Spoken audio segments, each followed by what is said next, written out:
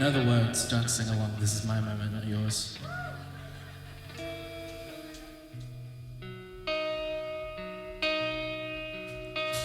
See, my nights have been restless, my days so awake.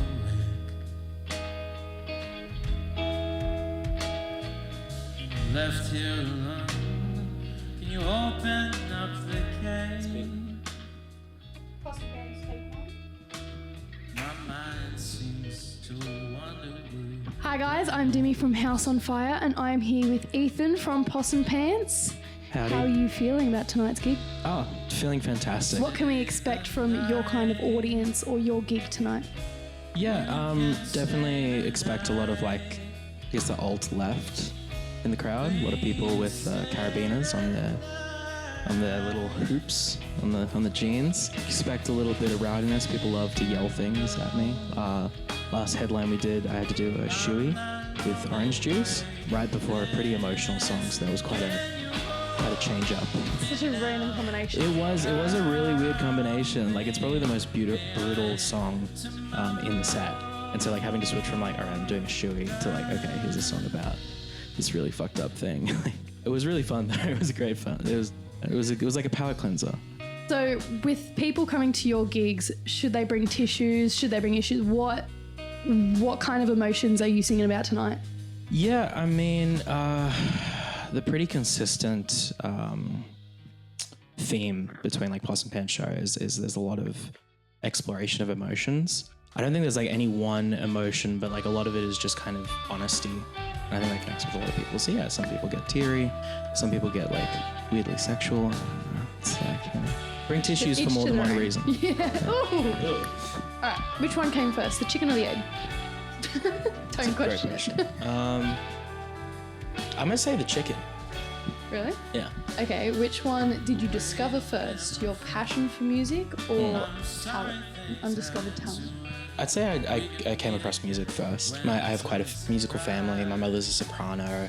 My grandfather played classical cello in orchestras his whole life. My grandmother's a classical pianist. So I have photos of me as a kid with a ukulele and a mic, just literally in a nappy. Ukulele was the first instrument you picked up? I think so, yeah. And then I did the cello for 8 years, and then I picked up guitar. But I've been singing my whole life. Yeah. So I would say music was kind of the first love. And why did you choose to be a vocalist out of all the cellos and ukuleles that you picked up? Yeah, I don't know. I mean, my mum was a singing teacher, so there was always students coming in the house practicing.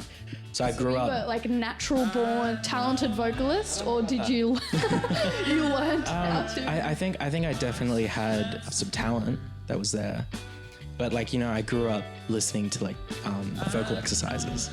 Oh. So a good genre of music. It's the best. I love it so much.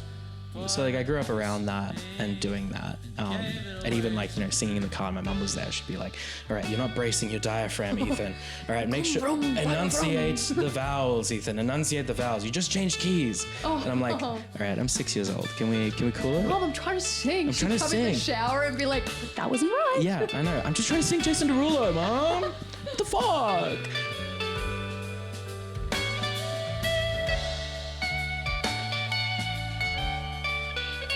Is one of your favourite songs or one of your deepest songs that really resonated with you?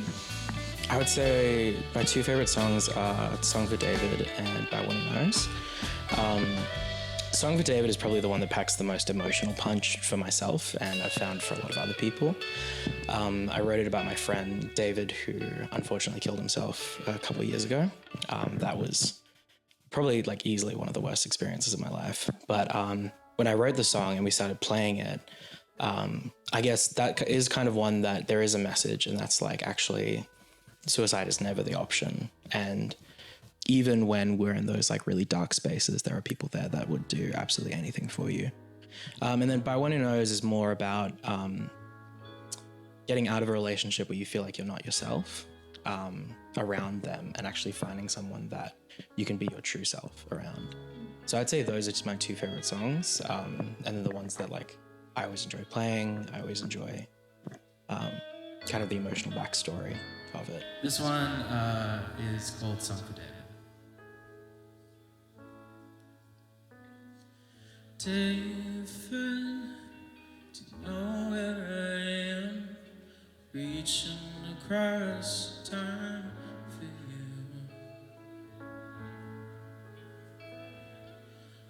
David, know where I've been, what I've done if only I knew.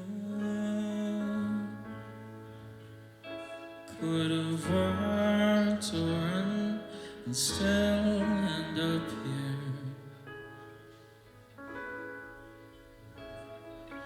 David, walk with me.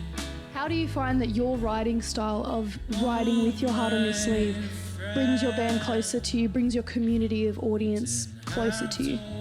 Yeah, no, it definitely does. We've had like quite a few experiences where people have come up after shows and been like, that one song you wrote about, like that you performed, that just happened to me recently, and that like really connected with me. It's brought the band and I closer together. I mean, like they know all the shit that's going on in my life, because every time I bring a new song, it's like, yeah, here's this other really cool thing that's happened recently.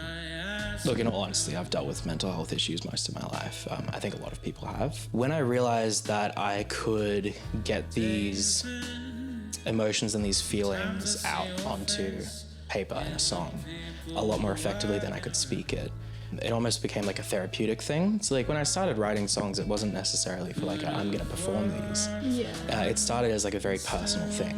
So as a band, what kind of music do you guys look to for inspiration?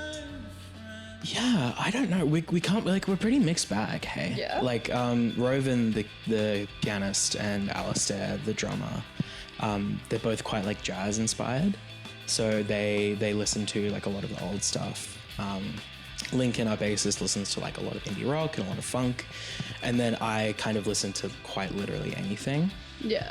That's a good as well mix, as, like, though. the songwriting thing. Yeah, so, like, our influences go quite wide. And I guess that's how you guys make such a unique sound, because you all come from all these different areas. Yeah, It's pretty cool. It doesn't always gel, I will say. Really? That. Yeah, sometimes we have to have talks about where we're going with things. But Yeah.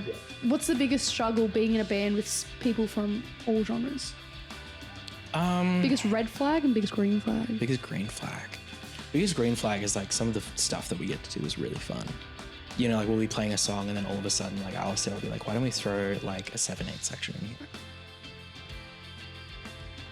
And then, like, you know, Rovan will try and reharmonize stuff. Lincoln's always got the groove going. I would say that's the biggest green flag, is there's always like avenues and opportunities and different ways that we can take things. Red flag? I don't know. I'm going to be extremely optimistic and say there isn't a red flag. Oh, Yeah. What you guys are cute. I love my little band. bad. They're good, Oh, good. shout They're out good. to the band. Shout out that the aren't band. here.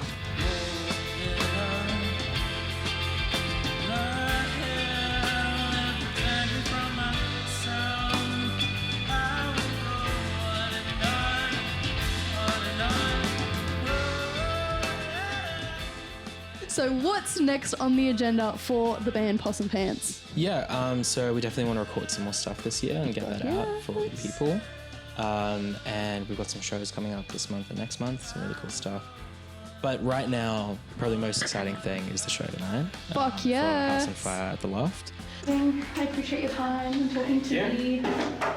Holy Henry, that was a really pleasant experience. First time being interviewed like that, and I really enjoyed it. Really? I just wanted the best from everyone, so. I could take a run at the beach, watching the sunrise, not wishing it was just you and me. I could go in the water, got no reason to be dry. Fuck yeah! I wanna see a pit! I want 2 walls!